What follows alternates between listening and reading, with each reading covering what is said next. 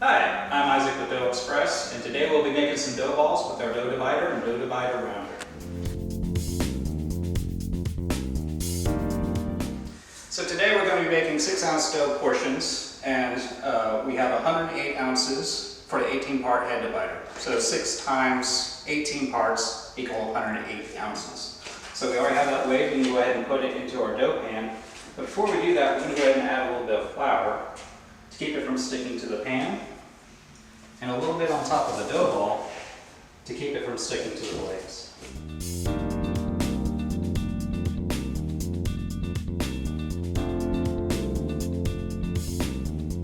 Before we put this in the dough divider, let's go ahead and take a look at what the dough divider head is actually doing when it's cutting in the back.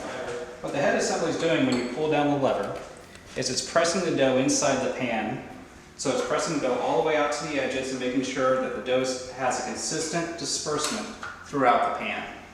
Once you have it dispersed, you can pull down the lever, which releases the blades, cutting the dough into equal portions. All right? So we can go ahead and pull down the handle, and we're going to give it a couple seconds to allow that dough to flow out to the edges.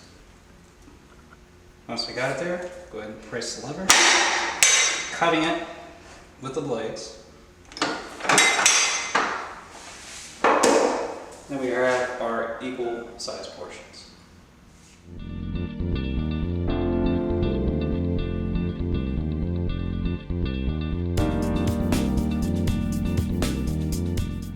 Now that we have our dough divided, we can go ahead and get it rounded.